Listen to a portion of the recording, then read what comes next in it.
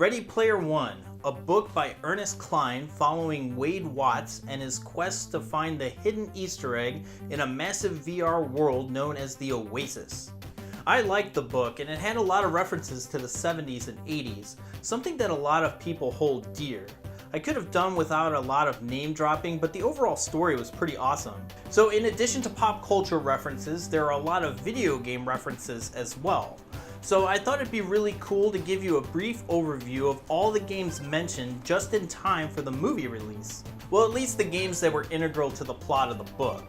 I'll let you know what I think of the games, show you some gameplay, and then tell you how you can play these games in the comfort of your own home. There will be some mild spoilers, so I highly suggest that you read the book before watching. So let's take a look at the games in Ready Player One, the book.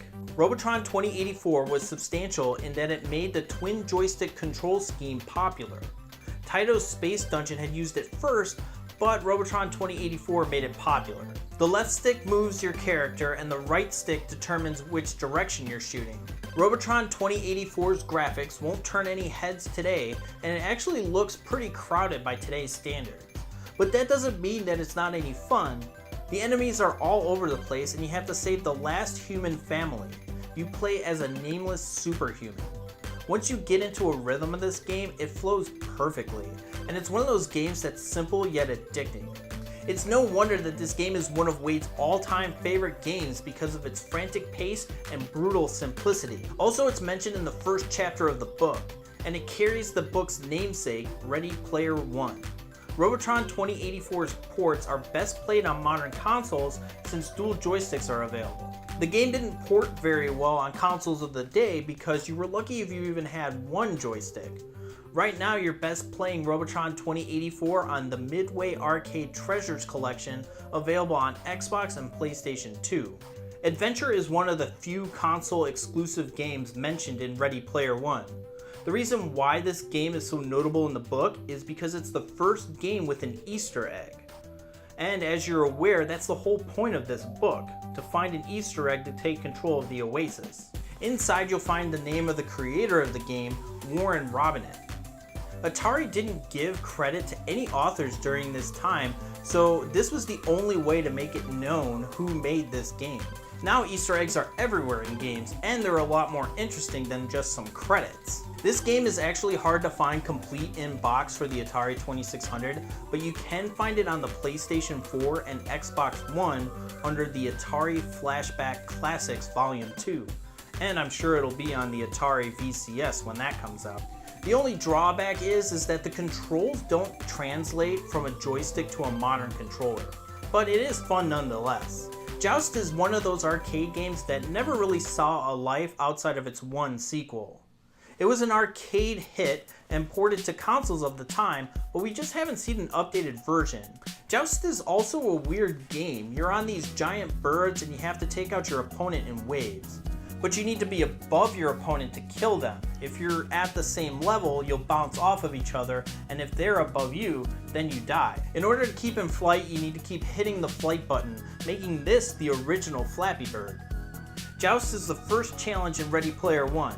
In order to get the copper key, the player must defeat the Demi-Lich in a best-of-3 match of Joust. Rumor has it that if you play on the left side, you'll have a better chance of defeating the Lich.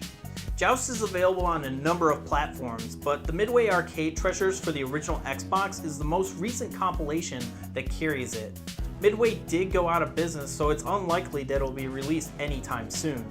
Dungeons of Daggorath. Originally released on the Tandy TRS-80, this dungeon crawler is basic.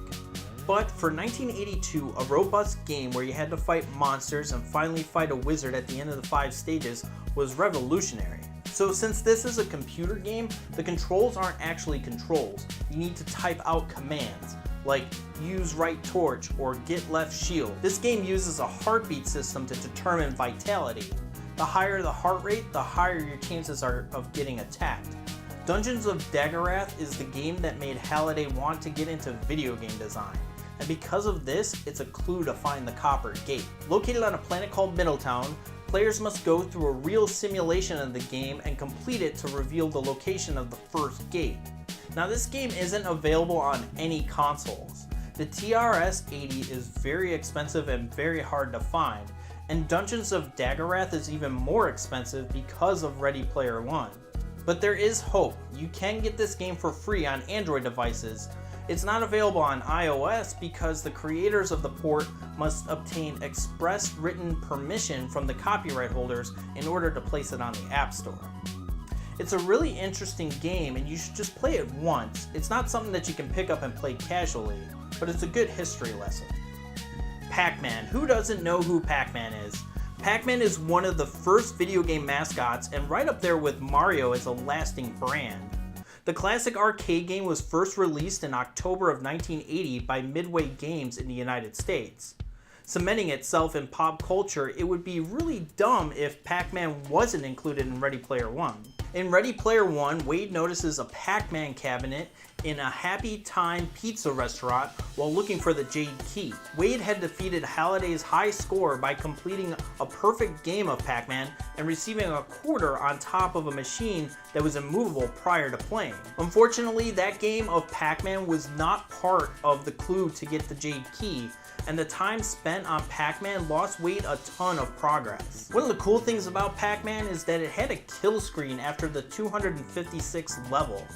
Once you got to the 256th level, the game would be half garbled, and once you defeated that board, the game would freeze and restart because there weren't any levels left. And I got to that level just for you guys. Just kidding, there's a restaurant near me called Level 257, which has a Pac-Man arcade cabinet just set to level 256 so you can see what it's like. You can also buy a Pac-Man plug and play that has level 256 on it, or you can just be good at Pac-Man. Zork is one of the first interactive text computer games. This was released in 1980 and it's a dungeon crawler where you have to find a great treasure hidden within caves and return alive with them. Zork and its sequels are the foundation for a lot of PC games in the future, story-rich games that require a lot of problem solving. Zork's place in Ready Player One requires the players to once again go into the video game, collect all 19 trophies, and then blow a whistle found in a Captain Crunch cereal box in order to get the crystal key. Zork is available for play for free online through some archive methods. But why do that when you can play it via an Easter egg? After all, Ready Player One is all about Easter eggs, so what you'll need is a copy of Call of Duty Black Ops on either PlayStation 3 or Xbox 360. And then you go into the computer terminal and type ZORK, and now you have a copy of Zork to call your own. The game is fairly difficult to play without a keyboard, but the novelty is worth giving the game a try if you're remotely interested in these types of games, and it makes you appreciate how far we've come in gaming. Black Tiger is made by Capcom, and in order to complete the second gate, a player must complete a full recreation of the game from the beginning to the end. The rewards for completing the game are a choice of robots such as Gundams, Mechagodzilla, and the Iron Giant. You also receive a clue to obtain the Crystal Key, which is the last key required to get into the gate to find the Easter egg. It's also author Ernest Cline's favorite video game. There's a painting of a black dragon that was present in Anorak's website prior to the scoreboard being revealed as well. Black Tiger is an arcade game released in 1987, and I hadn't heard about it until the book. It's a platformer in which you play a barbarian that has to fight its way through 8 stages and kill off the black dragon. The reason why you fight dragons instead of tigers is because in Japan it's called Buraku Doragan, aka Black Dragon. This game has really good graphics that hold up today. It helps that it was an arcade game, so the beefier specs helped a lot. If you want to play Black Tiger, the most recent console is the PlayStation 3 or the Xbox 360, which is available on the Capcom arcade cabinet. But if you don't mind playing it on the PlayStation 2, it's available in physical form on the Capcom Classics Collection Volume 2, and it's only $11. Now Tempest is a game that's a lot of fun. An arcade game made by Atari, and it features vector tube graphics. This means that the graphics are very crisp and the lines are very straight, which was something that can't be translated on a regular television. You control the game with a knob and position your craft and then hit the fire button to shoot down to the enemies below. After each stage is complete, you're transported down and must avoid obstacles while you're progressing. Tempest is the first part of the third gate. you must surpass Halliday's score of 728,329 points to proceed onto the next stage of the third gate. And in order to do that, the player must exploit a coding error by dying with a score of over 180,000 points ending in 0, 6, 11, or 12. And in the actual game, you only need 170,000 points, and the two center numbers must be between 29 and 60. So Wade's score of 189,412 points would have killed him, and he wouldn't have gotten the 40 credits necessary to beat Halliday's score. And that's a pretty neat fun fact. Tempest is available on a lot of consoles, the Atari Flashback Classics Volume 1 being the most recent. But you should really play it on the arcade to get the full crisp graphics effects. Also, that knob is so satisfying to spin. There is a Tempest 4000 coming out on PS4 and PC this summer, so maybe that will be better than the original. There's a handful of other games mentioned in Ready Player One, but they're mentioned casually and they have no plot significance other than to illustrate the retro feel of the book. Those games are listed in the description below, and I might do a part 2 if there's a demand for it. I really hope you enjoyed this overview of games featured in the book Ready Player One. I had a really great time seeking these games out and getting to play them. If there's a significant difference in the movie, I'll definitely try to track down those games as well. Most of these games were played at the Galloping Ghost in Brookfield, Illinois, and I made a video about my experience. I'll leave a link right up here if you're interested in checking that out. If you like this video, give it a like, and if you're new here, I post 2 videos a week on Tuesday and Thursday. On Tuesday, I go over 5 topics in 5 minutes or less, and Thursday is a video discussing a single topic, much like this one, or sometimes it's a review of a game that's been on my backlog forever. So if that's something that you're interested in, consider subscribing for future content.